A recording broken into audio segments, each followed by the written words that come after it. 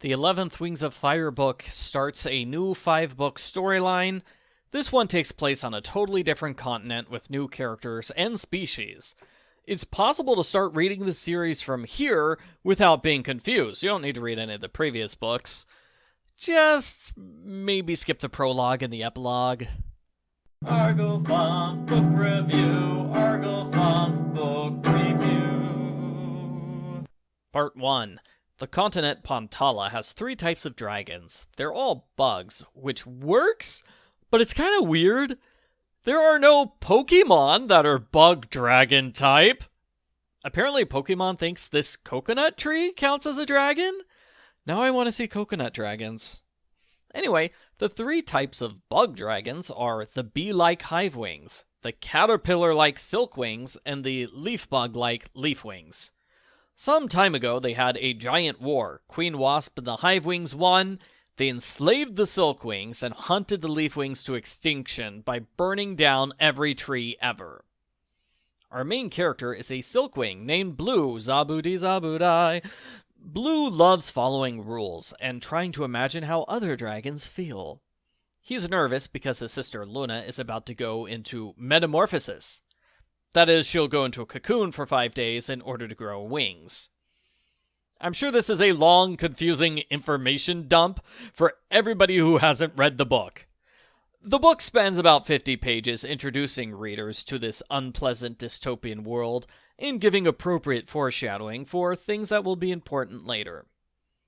Things go terribly wrong when Luna starts making her cocoon.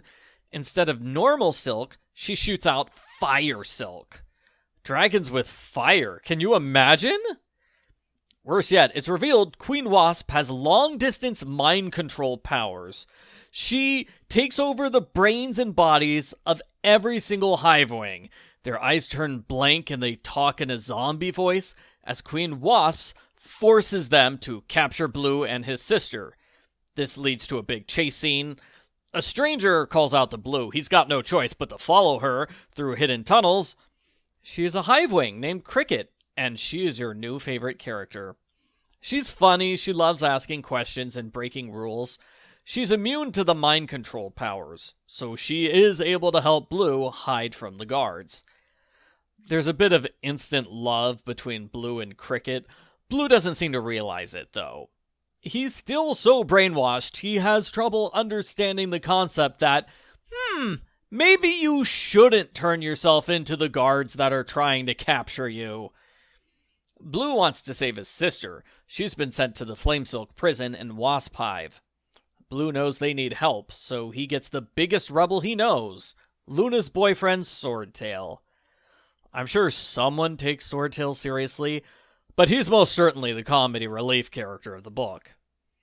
To be fair, though, most of the characters in Wings of Fire are funny. It's not just him. Swordtail was paralyzed with nerve poison for fighting back against the guards.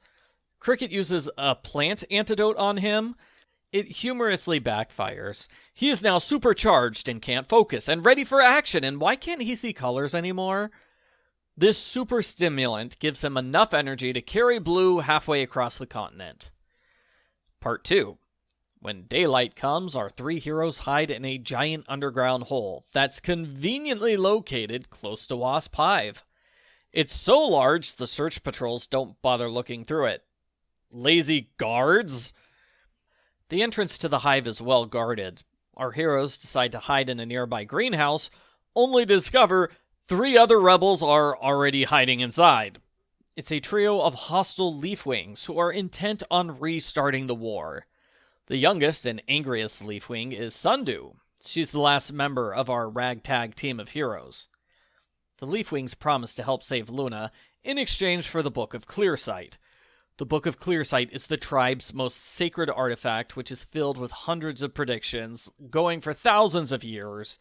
It is heavily guarded. Only Queen Wasp and the librarian are allowed to read it. The librarian is the smartest, most honored dragon in the tribe. Just kidding! When our heroes steal the book, they discover it's a fake. Yeah, it's all a huge lie. Queen Wasp keeps the librarian under permanent mind control to cover up her secret. There's a big action scene as Sundew and Cricket escape through a skylight, but Blue is captured. Part 3. I thought Blue would be taken to Queen Wasp directly, or at least he would be interrogated over his actions in the past few days. Nope. Nobody bothers to talk to Blue. They just throw him into a cave and forget about him. This cave is a work prison for flamesilks. They're forced to make flamesilk every day for the rest of their lives. Blue meets his father, Admiral. He is so brainwashed, he makes the Blue at the start of the book seem normal. Admiral spends all his free time writing letters that probably never get read. He would never dream of escaping. He loves it here. The other prisoners won't help Blue either. They're too busy fighting with each other over unimportant things that happened years ago. They don't matter anymore. We're told that there's a major shortage of flamesilks. That's why Blue and Luna exist. Queen Wasp forced Admiral to father 2 children, so she could have more flamesilks. That was the only time he's ever been outside of his prison. I don't understand why she stopped at 2 dragons if she needs dozens of them. Does it have something to do with bug dragon DNA?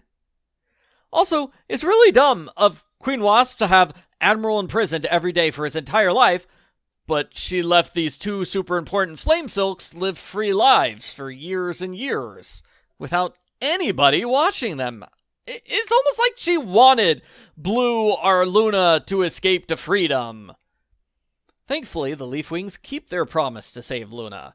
They have an escape tunnel all ready to go. Blue and Luna escape through the tunnel, while Admiral tries to stop them. The book ends with Blue entering his cocoon. Luna's caught in a windstorm. She makes a sail out of her flamesilk. It carries her all the way across the ocean, where she meets Moon and Quibbly from the other Wings of Fire books. The end. Post-book follow-up. I liked this book. I thought it was pretty good. You could argue Blue and Cricket are just reworked versions of Turtle and Kinkajou, but I think they're different enough that it works. It's interesting to see the way Blue changes over the course of the book, going from brainwashed victim to reluctant hero.